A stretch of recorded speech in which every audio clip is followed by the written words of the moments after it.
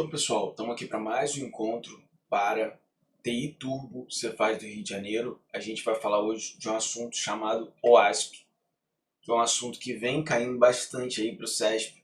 O CESP está tratando sobre isso reiteradamente. Eu vou explicar para vocês o que é detalhadamente e a gente vai trocando ideia, beleza?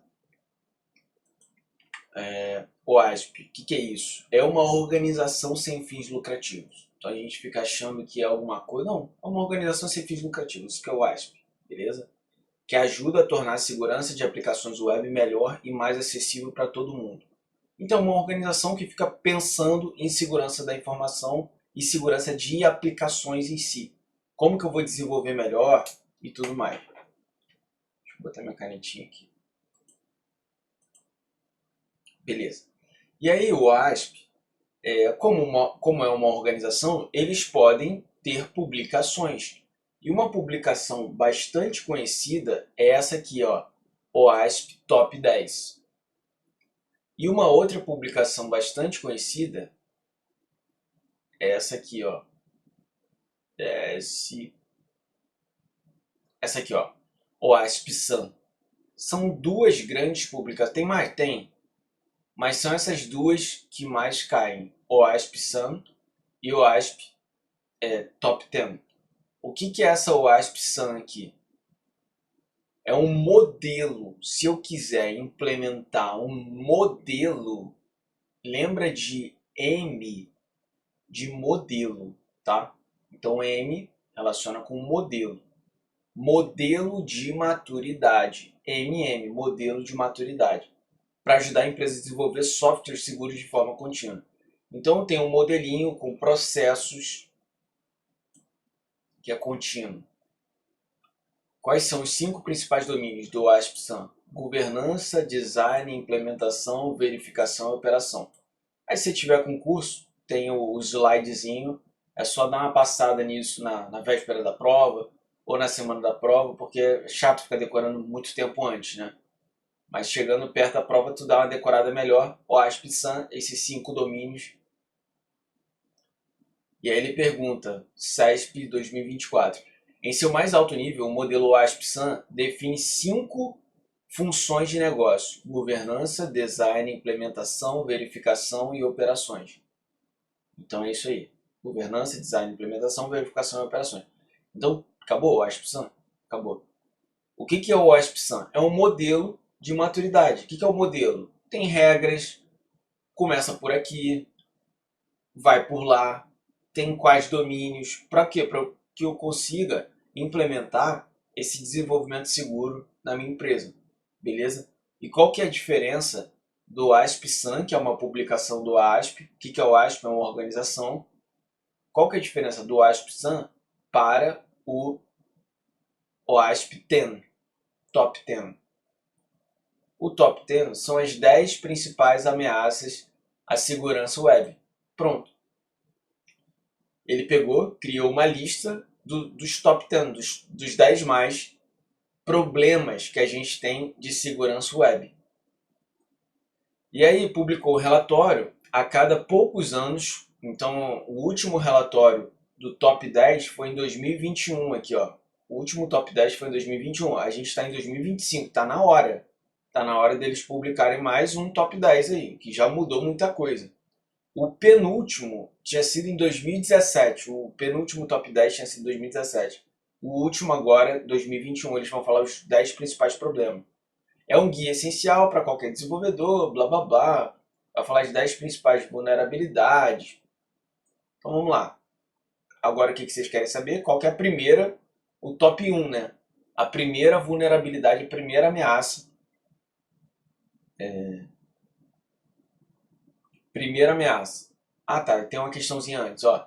Ele fala que o OASP-SAN é um documento de conscientização padrão. Conscientização é um modelo de maturidade, MM, para desenvolvedores voltados à segurança. Descreve os riscos de segurança mais críticos, ou seja, se você tiver um top 10 aqui, é justamente o top 10, não o OASP-SAN.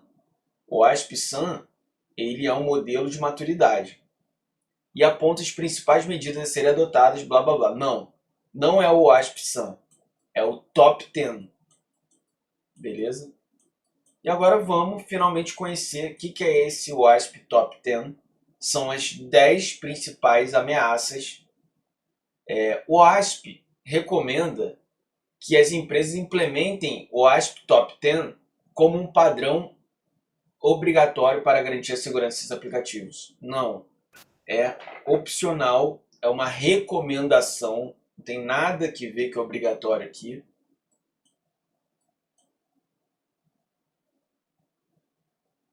Beleza, pronto. Vamos começar com a 01, a primeira ameaça que eu acho que fala, que é a principal atualmente. Quer dizer, lá em 2021 ela era a principal. Quebra de controle de acesso.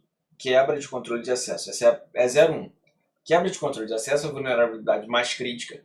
Permite que atacantes acessem, modifiquem ou excluam dados sem autorização. Então, se você não tem autorização e consegue modificar algum dado, a prevenção inclui controle de acesso centralizado, monitoramento, limite de rating e gerenciamento de sessão seguro, tal, teste de segurança e um monte de blá blá blá. Isso é quebra de controle de acesso. Basicamente, atacantes acessam e excluem ou modificam sem autorização. Quando explorado, a quebra de controle de acesso permite a violação do princípio do menor privilégio. Eu já falei bastante com vocês nas aulas lá do TI Turbo. O que é esse princípio do menor privilégio? Eu não posso, se eu tenho que ter acesso a alguma coisa, eu vou limitar o acesso a essa coisa. Eu não vou te dar mais acesso do que você precisa. Esse que é o princípio do menor privilégio. Situação em que o acesso deveria ser concedido para usuários específicos, fica disponível para qualquer pessoa. Ele está falando que o menor privilégio está sendo violado. Então é exatamente isso. Está dando um privilégio maior do que deveria. Esse que é o princípio do controle da quebra de acesso. Pronto. Dúvidas aí no primeiro, galera? Dúvida no primeiro, na quebra de controle de acesso? A principal vulnerabilidade do ASP Top 10, ele vai listar as 10 mais. Quebra de controle de acesso é a primeira. Ele falou que é a mais problemática. Posso passar aí para o próximo? São 10. Beleza. Então, segunda ameaça, ele falou que é alta, nível alto aqui também, hierarquia. Falha criptográfica. Então, falhas criptográficas estão entre os maiores riscos de segurança na web. A criptografia correta protege dados sensíveis contra vazamentos e ataques. O uso de algoritmos fracos, chaves mal gerenciadas e sem armazenar de forma segura são vulnerabilidade crítica. Prevenção envolve usar melhores algoritmos de criptografia. Vocês lembram que eu já falei para vocês que se você tiver aquele... se você tiver... Entra aqui no Globo.com. Globo.com. Esse cadeadinho aqui é um controle criptográfico, tá? Os antigos, eles usavam o SSL. Já falei para vocês. E os novos, a gente vem com a atualização TLS 1.3. Isso aqui tem que saber, mas não aqui para o ASP. Eu só estou falando que um algoritmo de criptografia antigo, o que é criptografar alguma coisa? Eu tenho uma senha, que é 1, 2, 3, 4, e aí eu vou criptografar isso aqui. Isso aqui vira um monte de símbolo que você não consegue ver. Você não vai mais ver isso aqui. Por quê? Porque está criptografado aqui. Beleza? Isso que é criptografia, entre aspas, tá? E aí, se você tiver um algoritmo de criptografia fraco, as pessoas vão conseguir ler a senha 1, 2, 3, 4. Então, falha criptográfica é também uma grande vulnerabilidade. Lembrando que a criptografia pode ser utilizada para o bem e para o mal. A criptografia usada para o mal é quando você tem, por exemplo, várias informações na tua empresa e vem um hacker e criptografa essas informações sem você saber. Aí quando você vai tentar entrar, tá lá tudo criptografado. E ele só vai liberar mediante resgate. Isso aí é aquele ataque chamado ransomware. Quem lembra desse ataque? Ransomware é o ataque de criptografia. Então a criptografia pode ser utilizada para o bem e para o mal. Ó, injeção. Esse aqui também está muito em alta. O que é essa vulnerabilidade chamada injeção? Injeção de código é uma das falhas mais exploradas e perigosas. Pode comprometer banco de dados, blá blá blá. O uso de consultas parametrizadas, validação de entrada e restrição de privilégios são as principais defesas. O que é isso aqui? Eu tenho, por exemplo, num site, a aba lá para eu botar um comentário no meu site. Por exemplo, aqui na The Members, que é o nosso curso, a gente tem uma área para botar comentário. Deixa eu só mostrar para vocês, só para vocês terem noção do que é. E aí nessa área de botar comentário, você pode injetar um código malicioso. Eu sou hacker e vi um ponto ali para eu botar comentário. Eu vou botar um código malicioso. Aqui, por exemplo. Essa aqui é a nossa The Members, nossa área aqui. Quem compra o curso tem aqui acesso ao TI Turbo. Deixa eu entrar aqui no TI Turbo para vocês entenderem. Ó, a gente está em segurança da informação. Beleza. A gente tem essa aula aqui que a gente está dando agora, que é a OASP. Eu posso, por exemplo, colocar um comentário aqui. Aqui embaixo dá para botar comentário. Aí eu vou lá, coloco um comentário que é, na verdade, um código. Eu coloco um código aqui. E aí, se o seu sistema não tiver esse mecanismo de análise, não, isso aqui é um comentário, isso aqui é um código, ele vai rodar aquele código que a pessoa botou na área de comentário ali. Então ela injetou um código e vai rodar o troço. Beleza? Testes de segurança contínua, SAST, DAST, ajudam a evitar que essas falhas cheguem à produção. Então, o SAST e o DAST tem a ver, é um mecanismo de segurança contra injeção. E eu já falei de SAST e DAST para vocês. Qual que é a diferença entre o SAST e o DAST? O SAST é estático, S de estático, em inglês, né? E o DAST, é dinâmico. O SAST é quando você está codificando, você é um programador, está lá no código, e você já está testando junto com o código lá. O teu aplicativo não está rodando, você está testando com o código aberto lá. O que é código aberto? É quando você está lendo o código, você está testando e lendo o código, isso que é código aberto. Beleza. E o dinâmico? O dinâmico é quando o aplicativo, vamos supor que seja um aplicativo, o aplicativo está rodando já, atualmente, e vem uma equipe de teste e não conhece o código. O código é fechado e essa equipe de teste vai tentar atacar. Tentar incluir alguma vulnerabilidade ali, alguma ameaça, sem conhecer o código. Entenderam a diferença dos dois? O DAST ele é código fechado, é black box, caixa fechada, caixa preta. Você não conhece o código e vai tentar atacar. O estático não, eu tenho total visualização do código ali e vou ficar testando com base no código. Mas isso é tema de uma outra aula que a gente tem aqui no curso também. Eu já falei disso aí, lá em proteção. Vamos lá. A realização de testes de desenvolvimento apoia-se no uso de ferramentas de teste dinâmico de segurança de aplicativo dinâmico DAST, com base nas recomendações do ASP. É isso. O dinâmico é quando eu não conheço o código. Ele é uma caixa preta, né? E eu vou tentar atacar sem conhecer o código. E eu que estou falando é equipe de teste. Não são hackers. São pessoas de dentro da organização, que fazem parte da minha equipe de teste. Eles vão tentar me atacar de qualquer jeito. É o Red Team. É o time vermelho. É o time que fica tentando atacar. Mas que faz parte da empresa. Não são hackers. Quer dizer, podem ser hackers, mas são hackers do bem. Bora então. Aplicar sequências de entradas longas para explorar vulnerabilidades de buffer overflow é um exemplo de teste dinâmico voltado a verificar vulnerabilidades potencialmente exploráveis em um aplicativo em execução. É um tipo de teste dinâmico. O que é isso aqui? Falamos grego aqui, né? Aplicar sequências de entradas longas para explorar vulnerabilidade de buffer overflow. O que é buffer? Vocês já viram na Netflix? Mais antigamente tinha na Netflix. Você ficava esperando carregar um tempo, você não assistia direto. Hoje em dia eu não sei mais se tem isso. Você fica esperando carregar um tempo para só depois liberar o filme.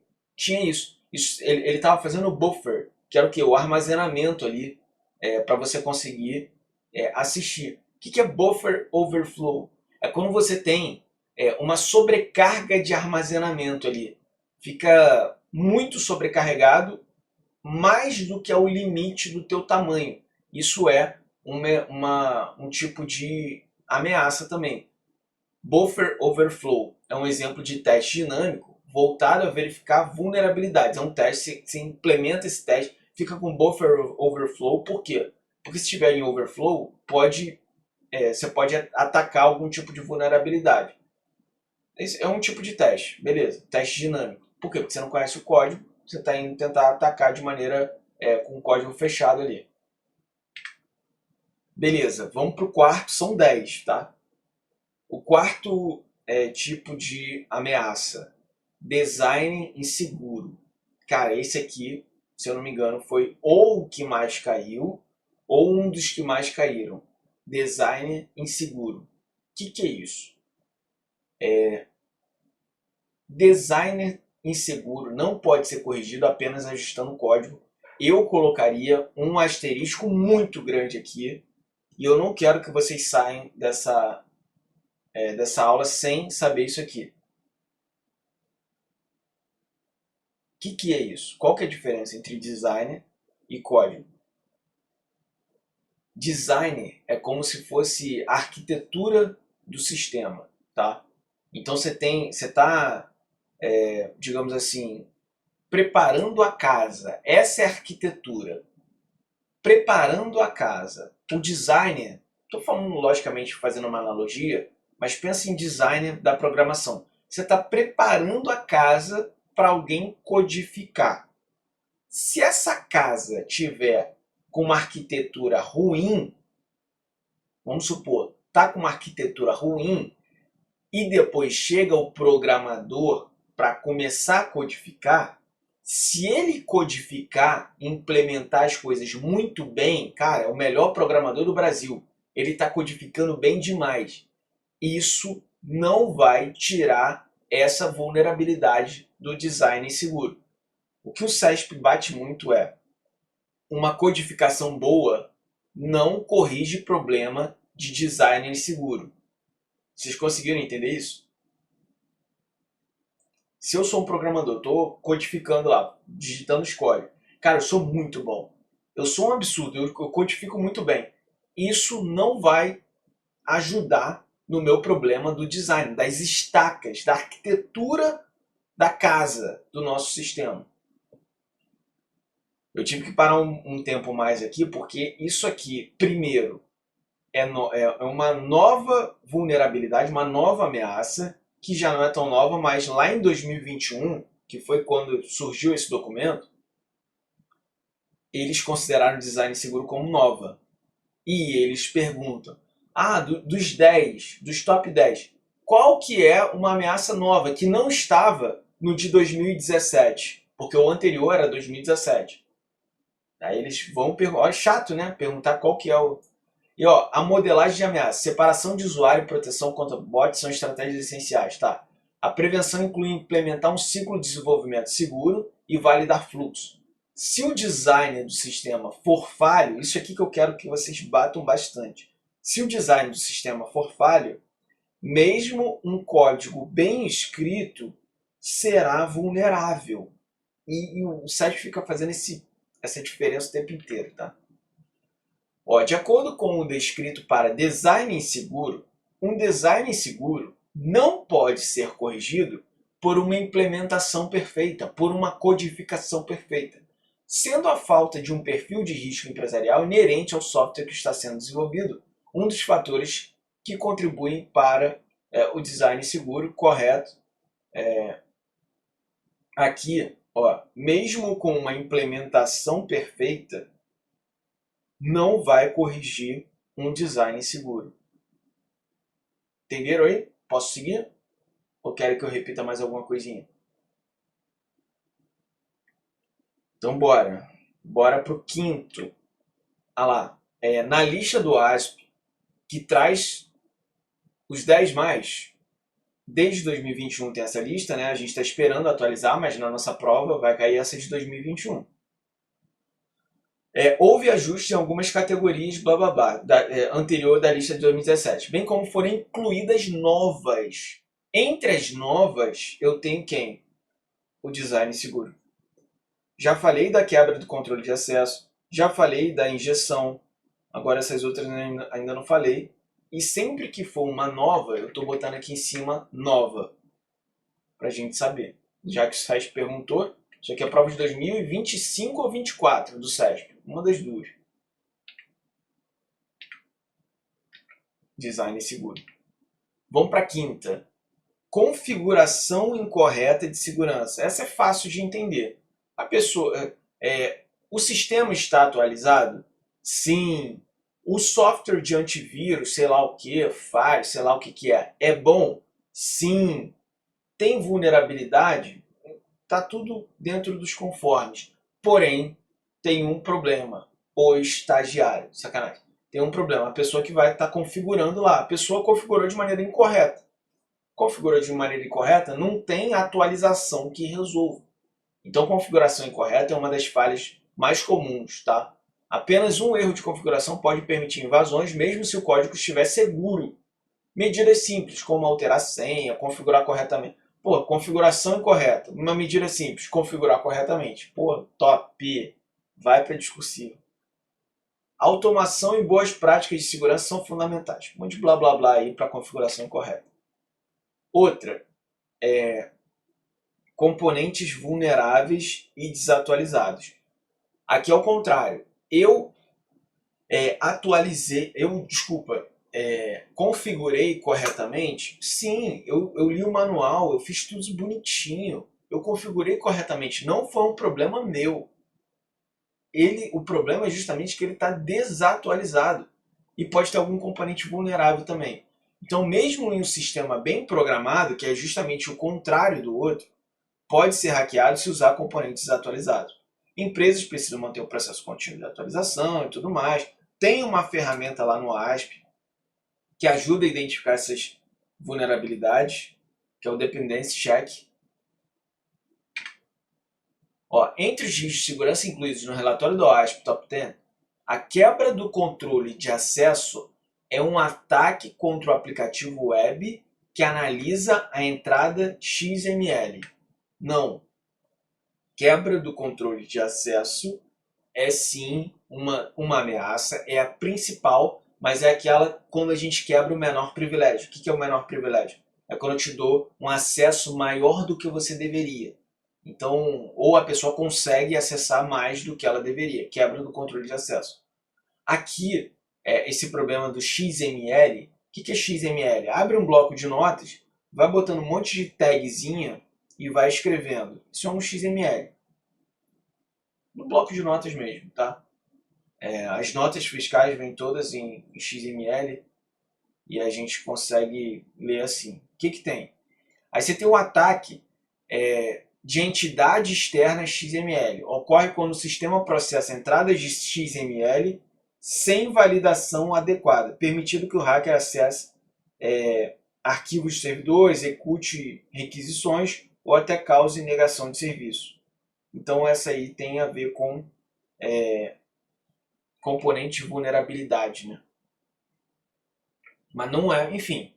Você pode até falar, pô, mas tem mais a ver com injeção, injetar um código XML, mas não é quebra de controle de acesso. Não é. Quebra de controle de acesso é outra coisa.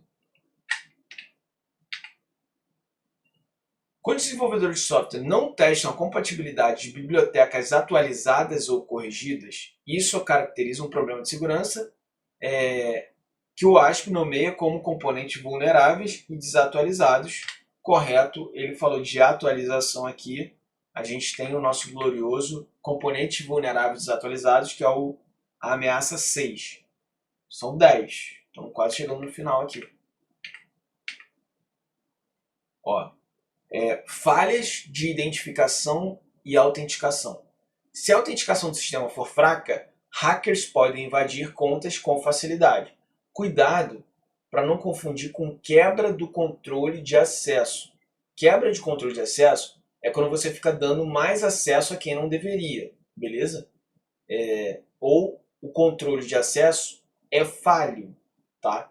Aqui não, aqui eu não estou dando acesso para ninguém. Aqui eles estão quebrando, invadindo.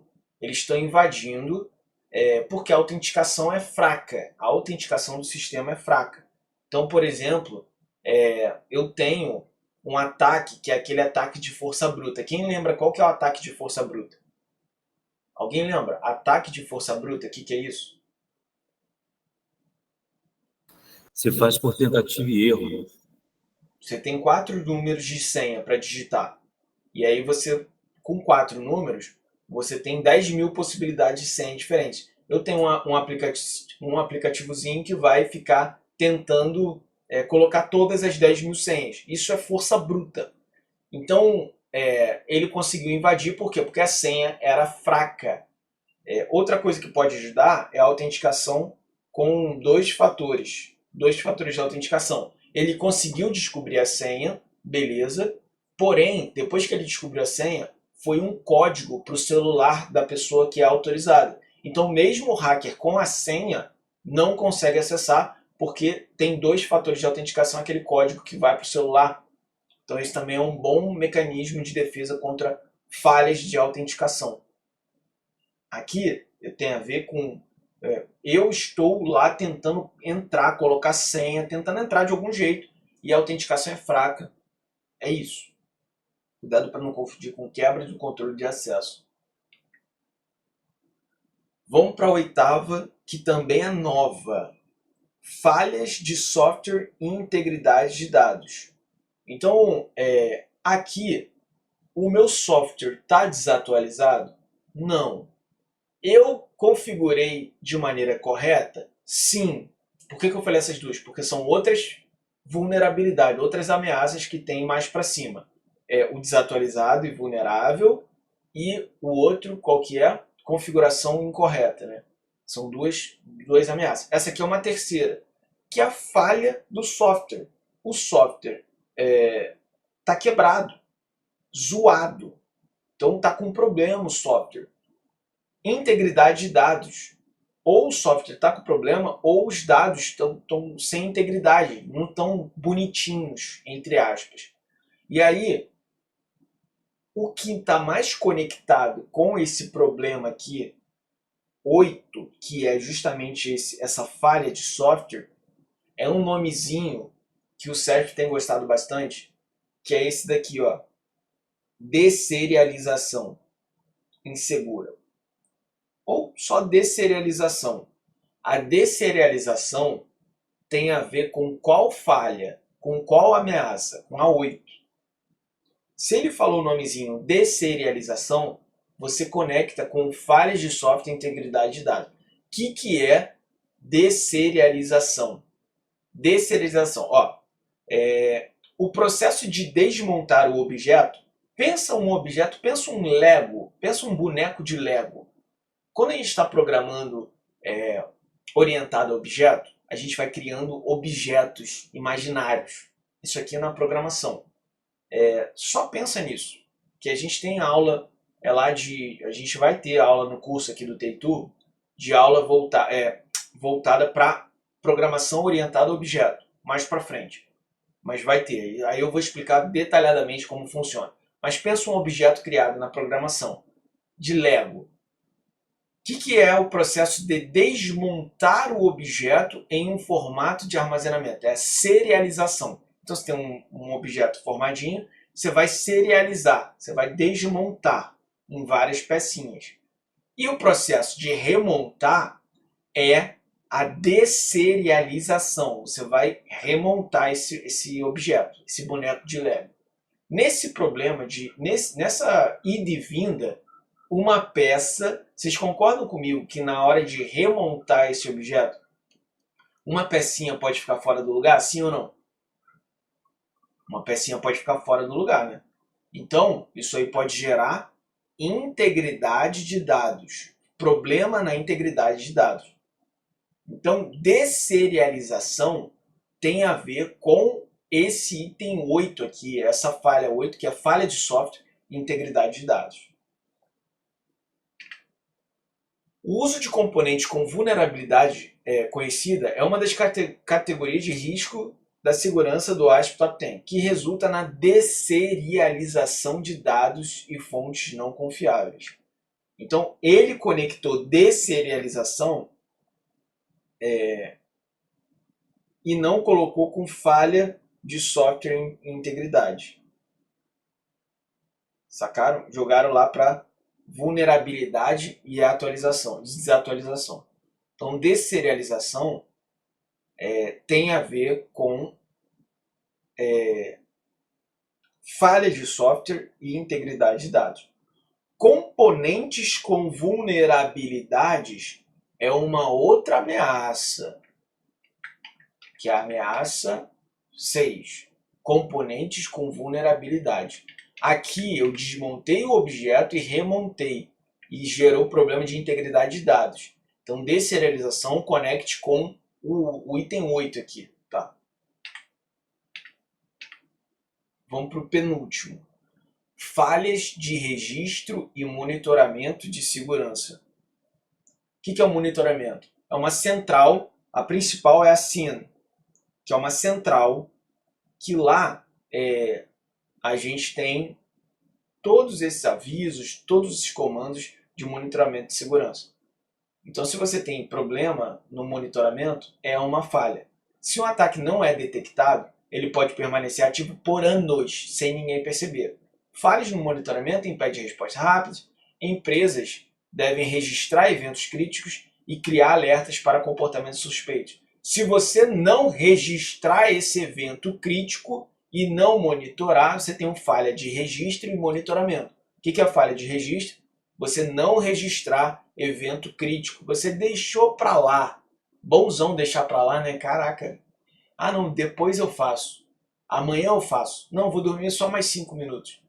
É a falha de registro. E a última, que também é nova, e essa aqui eu coloco um grande asterisco, que é a SSRF. Essa aqui é muito quente. SSRF. O que é SSRF? Falsificação de solicitação do lado do servidor.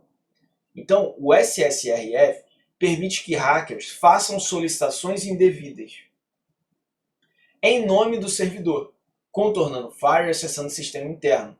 Então, o sistema acha que quem está acessando não é um hacker, porque ele está com uma solicitação que é indevida, porém com uma roupa, com uma roupagem ok. Então, por exemplo, você vai você tem que entrar num evento. Você conseguiu crachá de alguém e entrou no evento. Por quê? Porque você está com um crachá. Mas você não deveria estar naquele evento. Então, falsificação de solicitação do lado do servidor. Beleza? Então, SSRF permite que hackers explorem servidores mal configurados e eu vou fazer requisições e o sistema acha que é um usuário normal. Não é. É alguém por trás ali fazendo as requisições. SSRF. Beleza? A falha é especialmente perigosa em aplicações na nuvem, onde pode expor credenciais de infraestrutura. Medidas simples como validação da entrega, segmentação de rede, firewall, pode bloquear ataque SSR. SSRF. O que é segmentação de rede? Então a gente tem uma rede aqui, tem um porteiro aqui, tudo é fictício, tá? E aí tem a entrada de dados. O firewall é esse muro com esse porteiro aqui. E aqui dentro tem um monte de casa. Desse suposto condomínio que eu sempre falo, desse condomínio fictício, para vocês entenderem a analogia. Então esse muro aqui, com esse porteiro, é o firewall.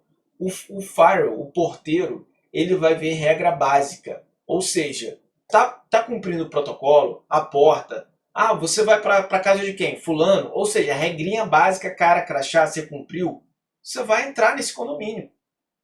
Então o firewall tem regras básicas de protocolo ali, para ver se você está cumprindo e ponto. Ah, mas ele entrou com uma mochila que tem coisa errada na mochila. O firewall não vai ver. E dentro dessa mochila tem um vírus. Vamos supor, estou fazendo analogia.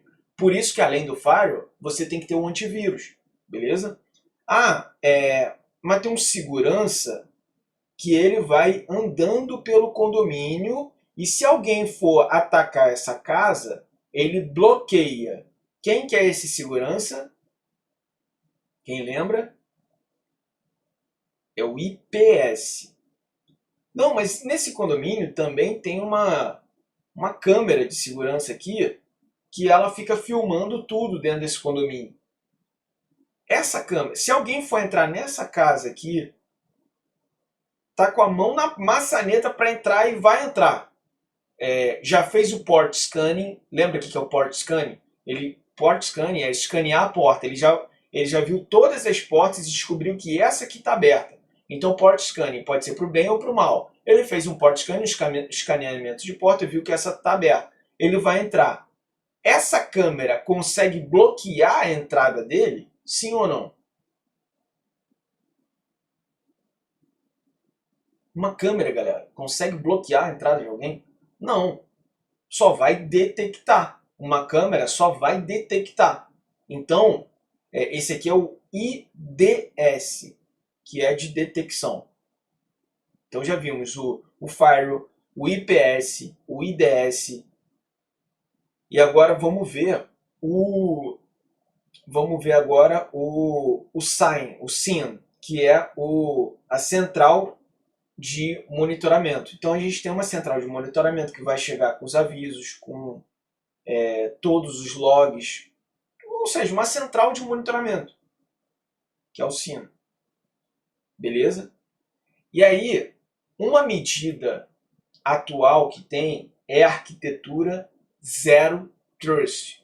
O que é a arquitetura Zero Trust? Se no firewall eu consigo entrar com as regras básicas, ou seja, se eu consigo garantir que eu estou com as regras básicas, eu vou entrar nesse condomínio. O firewall não vai me impedir. E aí, a estrutura sem ser Zero Trust, se eu estou aqui dentro, presume-se o quê? Que eu sou confiável. Se eu estou aqui dentro, presume-se que eu sou confiável, que eu estou dentro dessa rede. Na arquitetura Zero Trust, ninguém é confiável. Nem mesmo quem já conseguiu acesso pelo firewall. Não é confiável. O que a gente faz? A gente vai colocar um cadeado em cada casa. Em cada casa vai ter um cadeado. Isso aqui é um cadeado. Cada casa tem um cadeado agora. E para entrar em cada casa, eu preciso me autenticar, novamente entregar minhas credenciais. Por quê? Porque ninguém é confiável na arquitetura Zero Trust. E aí se eu... o que está dentro desse muro é uma rede. Se eu começo a botar mini muros aqui dentro, mini muros, o que eu estou fazendo? Eu estou microsegmentando a rede. Então, se eu conseguir acesso para cá,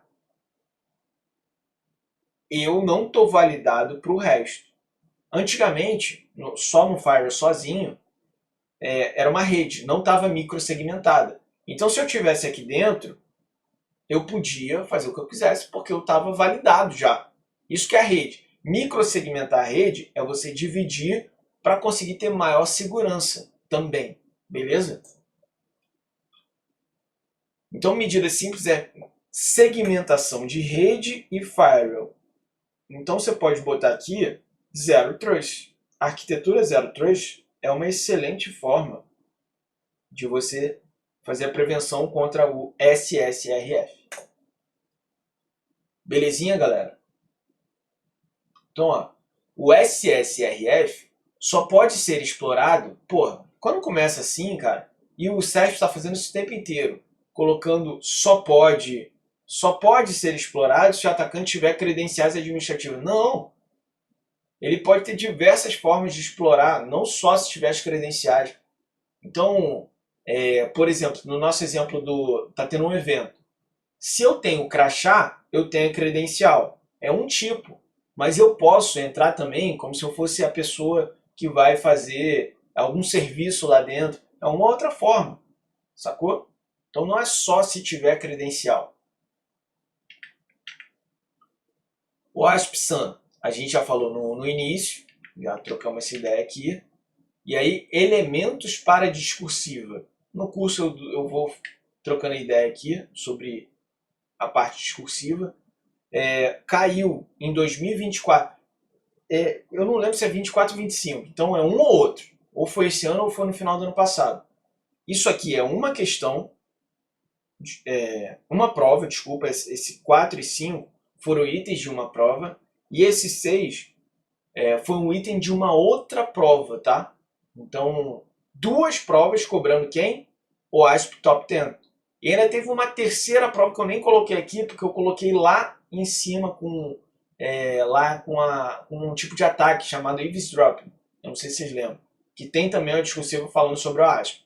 Para vocês entenderem como é importante isso daqui. Como tem caído tanto na múltipla escolha quanto na discursiva. E aí, vamos fazer primeiro essa 6.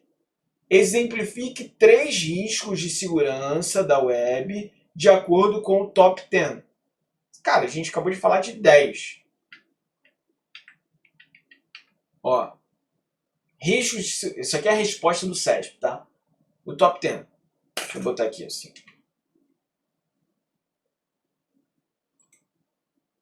Marca texto. O Top 10. Primeiro que a gente falou, quebra de controle de acesso. Segundo que a gente falou, falha criptográfica. Sua criptografia está fraca. Sua senha está fraca.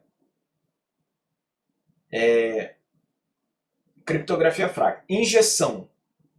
Design inseguro, falamos também. Não adianta nada eu ter uma codificação perfeita se a minha arquitetura, se minhas estacas estão mal feitas. Configuração incorreta, aí é problema humano. Componentes vulneráveis desatualizados. Já falamos também. Falha de identificação e autenticação. Aqui a pessoa vai... Aqui uma boa medida é a 2FA, 2 fatores de autenticação. Falha de integridade. Qual é o nomezinho que eu quero que vocês lembrem quando eu falar falha de integridade e dados?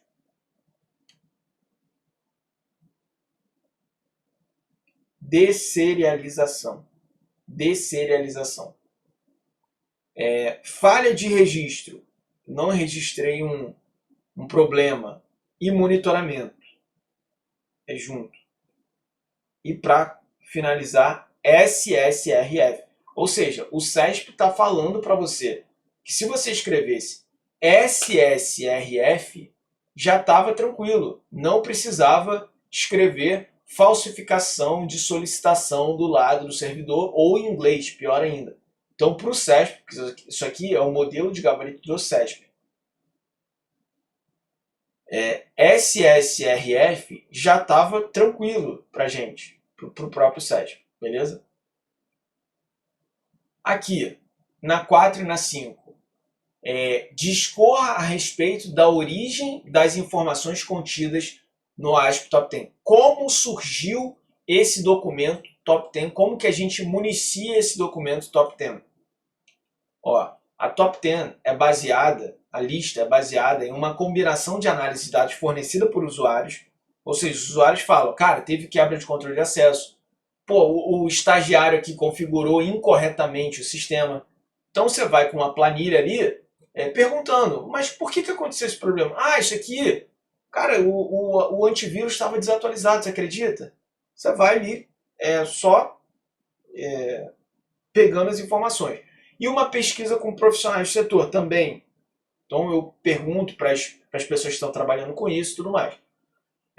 O ASP desenvolveu uma série de recursos que descrevem vulnerabilidades, as top 10, as 10 mais. O ASP descreve as 10 vulnerabilidades mais comuns e impactantes, tudo mais. Essa lista é atualizada com base em uma combinação de dados de teste de segurança e profissionais do setor. A versão mais recente foi a de 2021. Esse recurso fornece informações sobre vulnerabilidade. Cara, ele fala vulnerabilidade umas 10 vezes. Ó. Vulnerabilidade.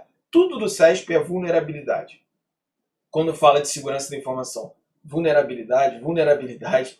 Se sou eu escrevendo, ela me tira pontos disso aqui em português, tá? Mas ela pode. Vulnerabilidade. Se procurar e se balançar mais, cai as 10 vulnerabilidades, ainda mais, que eu não achei.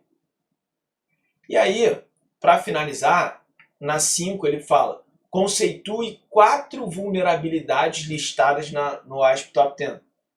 E aí, a gente já falou bastante de cada uma dessas. Aqui é o próprio SESP falando de cada uma delas e exemplificando cada uma. Beleza, galera? Tem as 10, você poderia escolher 4 e exemplificar. A gente já exemplificou bastante. Off-to é outra aula. Então, galerinha, espero que tenha auxiliado a aprender o ASP com vocês. Acredito muito que pode vir questão de prova disso. Muito, muito. Porque é um tema que está muito latente. Beleza, galera? Eu vou desligar aqui. A galerinha do YouTube, obrigado pela participação. Agora a gente vai fofocar aqui com nossos alunos.